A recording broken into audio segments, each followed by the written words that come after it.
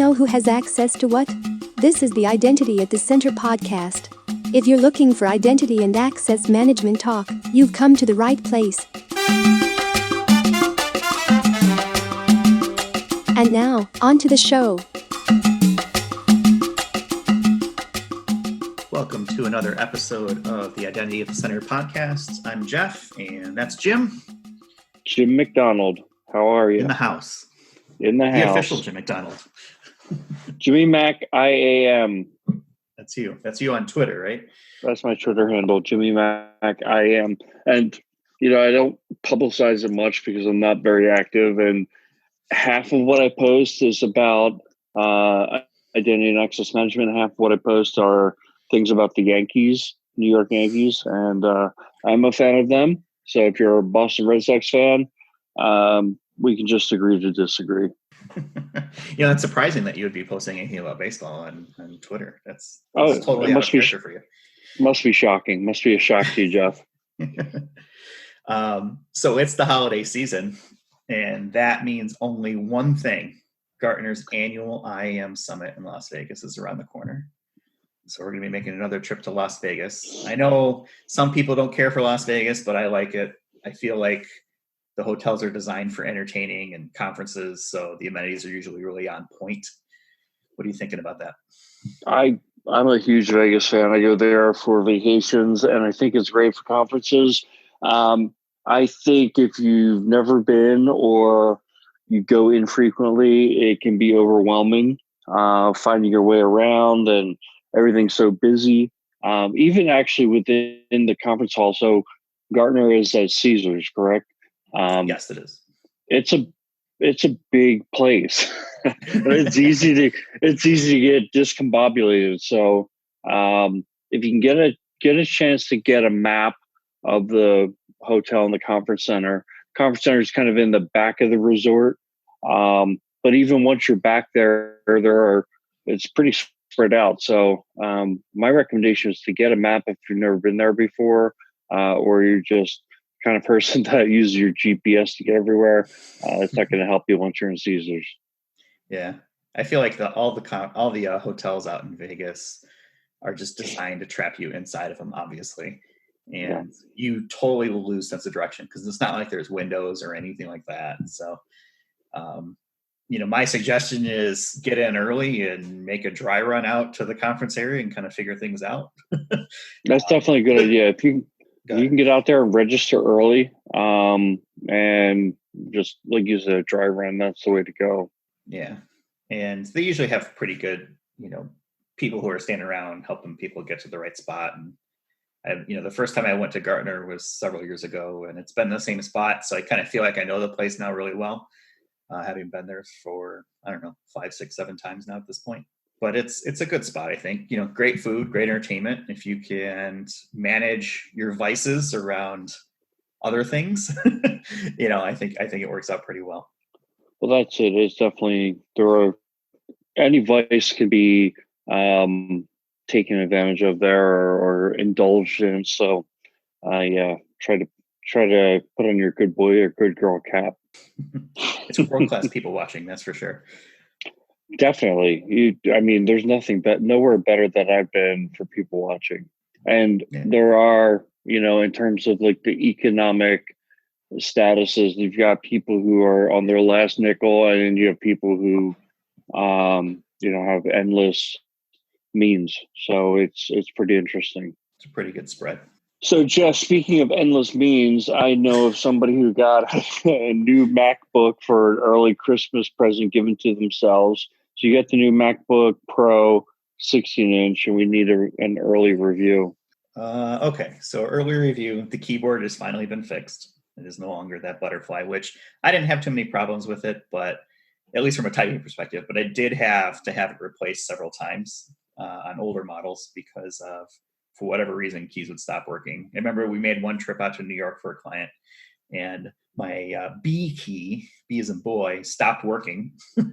So I was like running around downtown New York in Manhattan trying to find an Apple store to try to get it fixed. And I went to 2 different Apple stores, and the only thing they could do essentially in that time frame was blow it with compressed air. I was like, okay, what do you think? But Good yeah, the new one, it's a little bit bigger than the old one, than the 15-inch version. Not too much so, but definitely enough where that cases and stuff like that may not fit. So you have to kind of be careful about that. But yeah, the keyboard is probably the headlining feature. It's finally gone back to the older style, and it is a joy to use and definitely a nice machine for sure. Yeah, is it fast? Yeah, it's fast. Of course, man. Come on. Of course, yeah. Well, I'm good just buying your used equipment. I bought your used iPhone XS Max. I mean, it's a pretty big upgrade from my iPhone 6S, and I'm enjoying it, Jeff. So always good doing business with Jeff Stedman. Jeff Stedman Global Enterprises certainly takes care of their customers and their devices. I try to keep them in great shape and original boxes, all that stuff. I feel like it's a lot easier to resell that way. But that's how I fund my perpetual upgrade cycle, is to sell as quickly as I can. Right. Then the cost is only the margin between what you sell the old one for and what the new one costs. Yeah, exactly. All right. Well, I don't think anyone's interested in hearing my eBay strategies. Why don't we talk a little bit about the IAM Summit with Gartner and some of the sessions that are out there? Why don't we start with you? What did you use as a guide for the sessions that you registered? Okay. So as we've discussed in the past, I kind of always go back and forth between focusing on things that are in my lane, as well as kind of expanding my lane or getting into areas where I don't have as much expertise. So I like to kind of split, but areas that are, in my lane, my areas of interest are authentication, multi-factor, and CIAM or CIAM, customer IAM. Those are, when I see, basically I'm trying to spend 50% of my time in areas that are kind of in my lane, or 50% of the sessions that I go to in my lane. And if there's really good ones or speakers that I'm really interested in, specific to those areas, I'm going to hit those, especially around CIAM. So my background in the identity and access management space is I've been in IAM for 15 years. I've been in consulting for 8, so about 7 years prior, 7, 8 years prior to joining Identity, I was an IAM program manager, and my focus when I was in manufacturing was on our dealer websites and all the kind of B2B and B2C space and identity management. And then after that, I was in the financial services industry, and primarily, well, that was really covering all the areas from the banking customer to our the kind of like our dealer network. It was financial services, but it was for a big auto lending organization, as well as our employee workforce IAM. But so I've really always had that interest in the customer side. And then since I've been with Identity, I'd say in the advisory services space, and I also ran our ForgeRock practice for a while. The focus was around external IAM for the most part for the ForgeRock piece. And then in the advisory, I'd say it's been about 50-50 or maybe 40% customer IAM. And obviously when you're talking about customer IAM, authentication is a big part of that. So that's my area of interest. Some of the big topics that I'm really interested in are know your customer. That's really an evolving space around identity proofing and really being able to make sure that who's coming in the door actually is who they say they are. And then this new area of CARTA, CARTA. I've talked about it on our last podcast.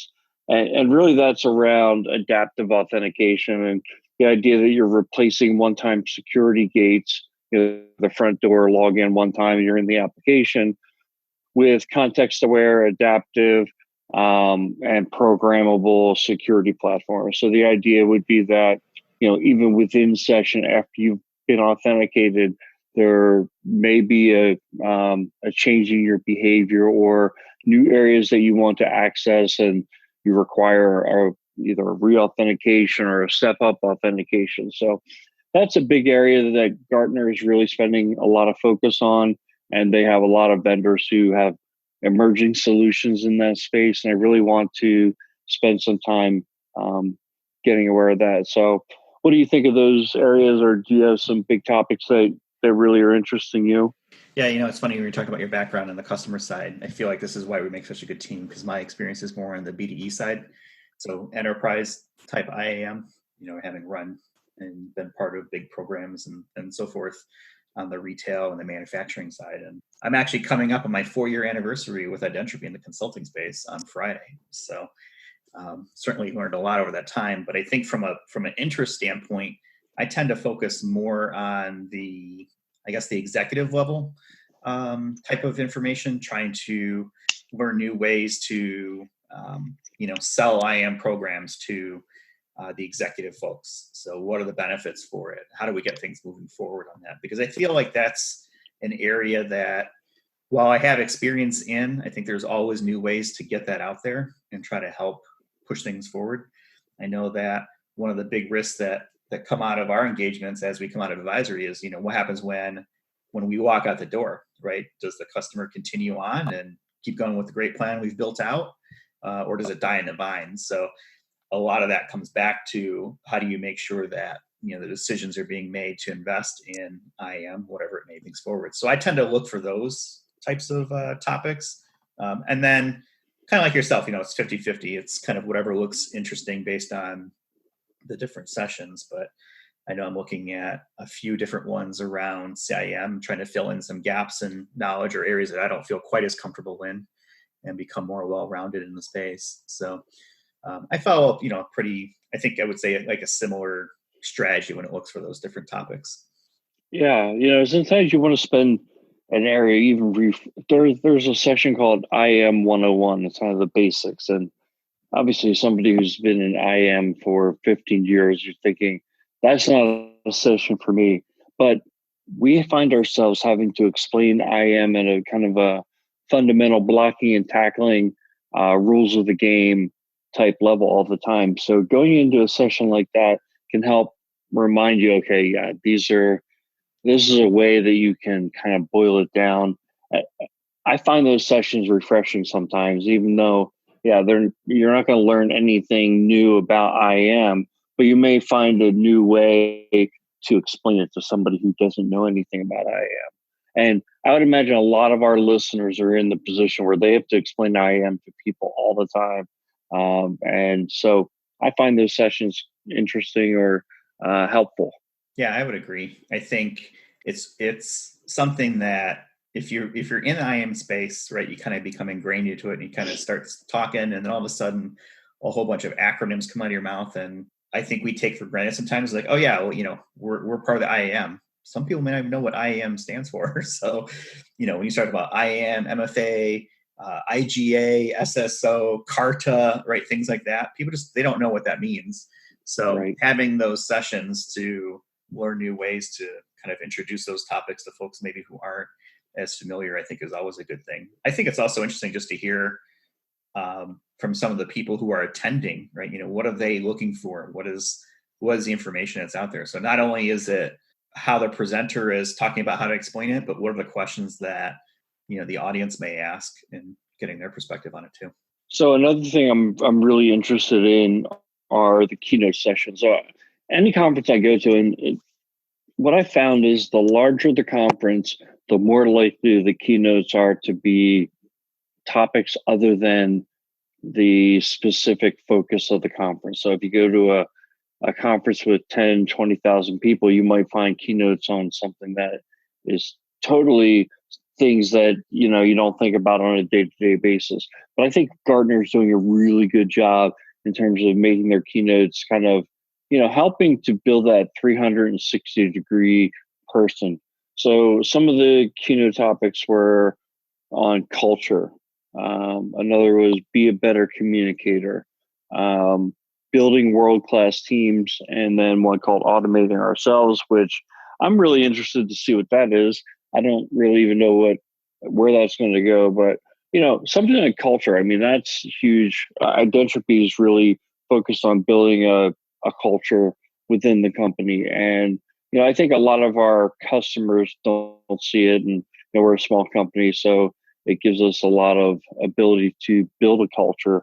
But I think that's something that can really differentiate an organization, build a workplace that people can get enthusiastic about. And I've always, whenever I've interviewed people and I thought they'd be a good fit for the organization, I talk a lot about our culture and how I think that, it's something of, it's a place of acceptance. It's a place where you could be yourself. And here are the values that we really focus on and things like that. So I'm really interested to see. And I actually went up. It was a doctor, I think Dr. Stephen Robbins. I went out to YouTube and watched some of his speeches on other topics. He's a really good speaker. So I'm pretty excited about that session. It's one of the opening keynotes. Yeah, one of the ones that is also keynote is the insights from the IGA Magic Quadrant. We did an episode on that a few weeks ago, kind of giving our thoughts on it. But I'm curious to see if there's going to be anything that's kind of between the lines that wasn't mentioned, in the actual report itself, to see what's out there. Right. Curious to see if they're going to address things like the kind of the legacy vendors that have fallen off, or even no longer included from an IGA perspective, companies like Microsoft, and if they're going to talk about if there's anything that's come back to them where they anticipate, Microsoft making a reappearance on the Magic Quadrant for IGA sometime in the future, or if Oracle is going to make a comeback and things like that. I mean, I think it's something you hear a lot about, customers asking, why not Microsoft for IGA? And it's hard to ignore that Microsoft was on the IGA quadrant. They no longer are. Gartner does a good job of explaining that. So, I don't want to dive into it too deep right now. But the question, I think it was last year at Gartner, Microsoft did a presentation where they showed some IGA capabilities that they're building out in the Azure cloud. And I think that it really looked a lot like other IGA vendors, but maybe more at a fundamental level. So we know Microsoft can move very quickly, but IGA is not an easy problem to solve. So I would love to understand more about how far they've gotten, and what Gartner's expectation is in terms of will they get back in the quadrant, in future years. And it may not get covered in a session like that, but maybe we can have some offline conversations with some of their analysts. Yeah, and Microsoft will be there too. So that's part of the conferences, not just sessions, but working through the vendor hall and the booths, and meeting folks that we've probably been having conversations with over the last year or so through demonstrations, et cetera, and putting faces and names, but also getting an opportunity to ask those specific questions. Right. Is a good opportunity for that too. There's another session, or there's another area, which is vendor presentations and customer success stories. So I like to go to all kinds of vendor presentations. So there's an Oracle session. I haven't worked with Oracle in quite a while. Actually, one of our clients not that long ago was on a very old version of Oracle's IAM technologies, but I'm interested to see, how they are presenting their IAM products, and also customer success stories. I love hearing how different people are using technology to make their IAM world better. Obviously, no one's going to bring a customer to present and they're not achieving success. Right. So you're going to hear all the good stuff, but it's great to hear those kind of stories, and that really just fills your experience bag with different things that are being done in the real world. Yeah, you bring up a really interesting thing around the Oracle. I saw that session. I was like, who cares? It's Oracle. It's not going anywhere. But now you're making me reevaluate. I was like, yeah, maybe we should figure out. Maybe I should look at that, or maybe you can tell me what comes out of that if we divide and conquer. Because I feel like we bash Oracle a lot here, but there's still very popular technology that's out there, and I'm curious to see, what is their current strategy and what are they marketing and promoting themselves now. So, I'm sure we'll split up at some point, but maybe you can fill us in on what that looks like maybe when we do our recap of the summit in a few weeks. Yeah, that's a great idea. I mean, that was my very first IAM project, was implementing a product called Oblix. Oblix was the vendor they were bought out by Oracle to become Oracle Access Manager. They're still the architecture is still very similar to I say today, but that client that we were working with that's running Oracle Access Manager, when we went and reviewed their architecture, it's like web gates and the policy server, and it's like, wow, that architecture is like, it's old, it's dated, it's not how modern access management tools are being built out. But just because that's where they were at a point in time doesn't mean that they haven't evolved beyond that. So I'm really interested to see what they're talking about. And then, like I mentioned, so 50% stay in my lane, 50% something new and challenging myself. So one of the things so you and I, we do a lot of stuff when it comes to privileged access management, keys to the kingdom. I really don't think there's much that's more important than managing and securing the keys to the kingdom from, at least from a security standpoint. That's not really that sexy, right? Most of the time you're not rolling out new features that the enterprise gets to enjoy. It's for the administrative population. And usually they don't even like privileged access management. They like to, have those keys of the kingdom in their pocket and they can pull them out whenever they want. But in terms of securing the enterprise, managing service accounts, managing shared accounts and other administrative accounts, doing privilege session management, privilege session monitoring, and now the whole DevOps space. So that's another area for me. There are maybe 3 or 4 sessions I want to sit through. But one of the cool ones I saw around privileged access management was doing vendor evaluations. So we get involved with a lot of vendor evaluations, and I'm not sure if they're going to talk about a framework, but I'm hoping that it makes kind of a framework with, here current, capabilities that have been around for a decade or more, along with kind of the emerging stuff around DevOps, secrets management, things like that, that is so important with, everything that's moving up to infrastructure and platform as a service. You mean the cloud's not just a fad? I wouldn't put my money on that.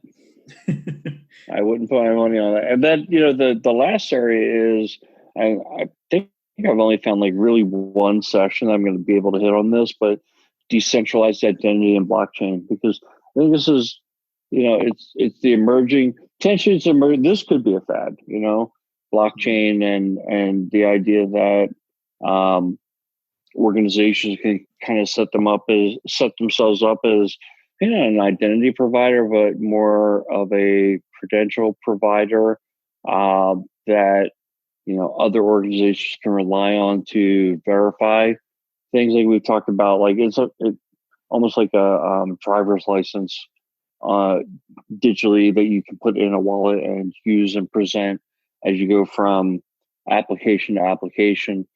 I'm just, I'm still trying to wrap my brain around it, and I want to make sure that I try to stay current and try to, get different perspectives. And, the more we can hear in terms of real world use cases, I think that's, the better consultants will be. Yeah, I feel like I'm still in the same position it was before. I think I finally am getting down to understanding how it works and how it's supposed to work, at least. What I still don't get is what is the enterprise use case that's going to be solved for this. And maybe there isn't one, or maybe there isn't a good one right now. I definitely see the value on the consumer side or government, medical, et cetera. So I keep saying the same things every time we talk about blockchain, but still looking for that enterprise example for it, where it makes sense to build it out rather than, doing one of the more, I guess, current solutions when it comes to identity management for the enterprise level. That's hopefully we can get from a conference to see, some of these emerging use cases. Obviously, if something is ubiquitous, it's at that point, it's like, it's a no-brainer. But leading up to that and kind of understanding and helping organizations, size it up and say whether or not it's for them. At this point, I'd say it's probably not for most of our customers, but I'm thinking there are organizations out there that it probably does make sense for. And they're probably big organizations like the IRS or state governments or, universities, and I'm not even sure. So it's just an area that I really need to continue to educate myself on. Yeah, I'm looking forward to seeing when the sign in with blockchain button appears next to sign in with Google and Facebook and et cetera, those sorts of things. How that's going to work. Right, right. So, did you have a chance to go through the Gartner schedule? Were there any particular sessions that lit up your fancy? Yeah, so I finally did. I think I registered for something like 27 different sessions over the course of a 2.5 day conference, which is quite a lot. But here's my strategy for that, right? Is I try, if there is something that I'm on a fence on, or you're not sure how it's going to go, I will pick two sessions that at the same time, so that in case one doesn't pan out, or I feel like it's a bust and not really getting any value out of it, I have a quick way to flip over to a different session. So, if I have two sessions at 9:15, I can pick the one that's my primary and go to that one. And if it's not good, I have an easy way to flip over to another session. So lot of That's a really good sessions. idea. Yeah, I mean, and I think that's something just I've learned over the time, and part of my always wanting to be prepared mindset. So, Well, then we talked about Caesars, and like sometimes if you're looking at these sessions, you can see what room they're being held in, unless you know the layout. And honestly, I don't even have the layout memorized. You could have a 10-minute jaunt from the back-to-back sessions, and you get stuck in a hallway conversation, you could wind up missing one of your sessions. My perspective is, unless there's something that you just have to get to try to be flexible, because you have an opportunity to make a serious connection with somebody. That's probably going to provide you more value than sitting in a session that you're kind of on the fence with anyway. Oh yeah, definitely. I mean, this is as much a networking event as anything. Plus, if you go on the website or even in the app, you can download all the sessions once they're made available. So I looked at it earlier this morning, and they only have like 6 or 7 different PDFs that are set up. But I would imagine over the next couple of weeks, as we get closer to the conference, typically Gartner does a pretty good job of pulling it all together, and then basically just you have a download all button that'll drop all of the session information into a zip file for you, and you can kind of peruse them. You don't get the presentation of it, but at least you get the information from the slides. So I would definitely prefer to have conversations with folks that are out there, because I know I can always read things up later if need be. Make sure you pack your business cards, Jeff. Everybody Everybody wants paper business cards these days, right? No, I'm not a fan of the paper business card. I am a fan of LinkedIn. I feel like I get way more done on LinkedIn when it comes to professional networking than just having a card. So I'm more apt to say, look me up on LinkedIn. So much so that I've created my own custom URL for it. So justedmond.com points you right to my LinkedIn page. It's a lot easier than handing out a business card. Nice. That's my pro tip. As far as sessions go, there's a few that there's several I think that are interesting. I think one of the first ones that comes up is Ian Glazer is either hosting or is part of a panel about the skills and experiences of identity practitioners. And I'm going to assume that this is based on the survey that was done as part of the ID Pro organization. And in full disclosure, I am a member of ID Pro. But they did a great survey recently where they talked about some of the different skill sets that are out there. And I'm sure he'll talk about some of the interesting findings and who else will be on the panel, et cetera. I feel like that can be its own episode itself. There was one question specifically I remember from the survey around how long did it take you to feel that you're a proficient identity professional? And the most common answer was somewhere between 5 and 10 years. Even that was only about a third of the audience that was polled. The second most popular was 2 to 5 years, which I feel like that's still a little bit short based on how big IAM can be, but maybe that's on a specific use case. And then the other big chunk was, I still don't feel proficient, no matter how long you've been in it. So, that was like 24% of the people. And I will vacillate between 5 to 10 years of of feeling like where I kind of was getting it, even though I have over 15 years now at this point. And the I still don't feel proficient, because something new comes all the time, right? And it's like, okay, I need to learn about this, and things change, et cetera. So depending on the day, I may go back and forth, but I'm Yeah, curious it's to see what the subjective. panel will bring up. Yeah, totally. There's Yeah, another that's great. I session on. mean, Sorry, go ahead. no, I was gonna say that's great because I kind of feel the same way sometimes. It's like, it's going back to our what we're thankful for podcast, and I said, I'm thankful for this industry and how, we all know that change is bad, right? Maybe not, but there's so much change in this industry that it's like we have to work on it all year round just to stay abreast of what's changing. And if in an area like identity governance, the basics may not be changing overnight or every year, but the new functionality, the new features, the new approaches, incorporating risk, things like that, it's rapidly evolving. Yeah, it's never the same day twice, which is what I've always enjoyed about the IAM space. Even going back to the operation days, it was always something varied. Another session that I'm looking at is around best practices for consumer customer IAM. I feel like companies and our customers are always asking what are the best practices in different spaces. So I'm interested to hear and see what other companies are doing and what that presentation is about, so that I can see if they're driving with kind of what we're still thinking, or if there are new additions or changes that we need to make to some of the strategies that we developed for that. And then the last one is around, there's another panel around the big three identity as a service providers talking about identity. So Amazon, Google, and Microsoft are all going to be on the stage at the same time. So those are three major heavy hitters in the space.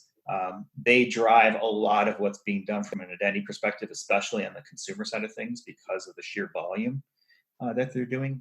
So I want to see what they're going to bring to the table. What do they see currently happening, and what are some of their future projections around identity? Yeah, I mean that's a huge one. Almost, I think every organization out there has at least dipped their toe in the water with probably one of those three major players in the infrastructure as a service space. I definitely want to attend that session as well. That's on the last day of the conference too. So one of the things that I found interesting is the layout of the conference. So obviously, Monday they get off kind of a later start. I think the registration is at like 2 p.m. Or they run it from 2 p.m. to 6 p.m. The idea being that I guess they expect a lot of people are traveling into Vegas on Monday morning.